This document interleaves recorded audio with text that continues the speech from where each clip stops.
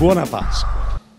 Buona Pasqua da me e dall'Italia dei Valori, e che sia una buona Pasqua di resurrezione per la credibilità delle istituzioni, per il nostro Paese, per le battaglie che noi dell'Italia dei Valori stiamo facendo soprattutto in tema di legalità. Buona Pasqua a coloro che come noi si sono impegnati per mettere nelle mani dei cittadini 3 temi fondamentali con il referendum che abbiamo promosso. L'acqua, poi realizzato attraverso la grande partecipazione del Forum dell'Acqua. Il nucleare, con il nostro impegno per non far costruire centrale nucleare perché non vogliamo i disastri di Fukushima o di Chernobyl anche da noi. E con la legalità, con questo referendum sul legittimo impedimento, con cui diciamo che la legge deve essere uguale per tutti e che i cittadini vogliono riaffermarlo. Ecco, buona Pasqua a chi crede nella legalità, a chi crede in un futuro più pulito nell'aria e nelle istituzioni. Buona Pasqua a chi crede che almeno l'acqua sia un bene di tutti e non un privilegio di pochi.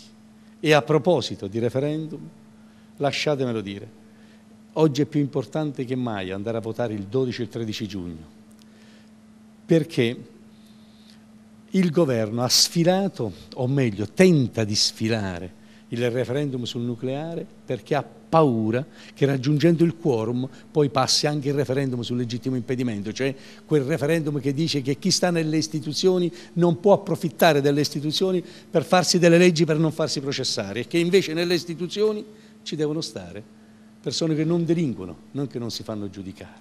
Allora, siccome Berlusconi è direttamente interessato, ha provvisoriamente cancellato, o meglio tenta provvisoriamente di cancellare il referendum sul nucleare per non far passare il quorum necessario per l'approvazione anche degli altri referendum. Noi su questo tema dobbiamo sconfiggerlo, tutti andare a votare, e soprattutto dobbiamo far sentire la nostra voce anche nei confronti del Capo dello Stato, perché dobbiamo dirgli: signor Capo dello Stato, provi a leggere questa legge dell'ultimo minuto che hanno fatto il governo e la sua maggioranza sul nucleare. È una legge fatta di 2 articoli fondamentalmente.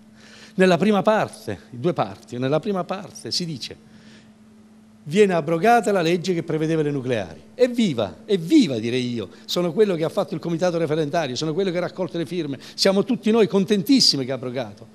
Seconda parte, secondo articolo: fra un anno il governo può rifare le centrali nucleari sulla base delle indicazioni che gli darà l'autorità per il nucleare, l'agenzia per il nucleare, e solo sentito, senza bisogno di ascoltarlo, solo sentito le regioni e il Parlamento. Cioè, vale a dire, la norma che chiede questo governo è una delega in bianco, oggi a impedire di fare il referendum, e dentro un anno di fare tutto ciò che vuoi senza neanche più avere l'approvazione né degli elettori, perché vi tolgono il referendum, né del Parlamento, che non deve più votare alcunché, e nemmeno delle regioni. Rispetto a tutto questo, l'ultimo arbitro, l'ultimo baluardo di legalità è il Capo dello Stato. Una legge di questo genere, una legge porcata di questo genere, non va firmata, non va promulgata, perché è un'offesa ai cittadini, o un'offesa alla Costituzione, che prevede che i cittadini con il referendum possono autodeterminarsi. Invece in questo modo si toglie il diritto ai cittadini di scegliere e si lascia in mano a una cricca, a un gruppo di persone, di aggirare la legge ancora una volta, si passando dalla legge ad personam all'abrogazione ad personam ed a tempo provvisorio. Per questa ragione, buona Pasqua a tutti noi, buona Pasqua a lei, Presidente Napolitano, e che la Pasqua le porti consiglio.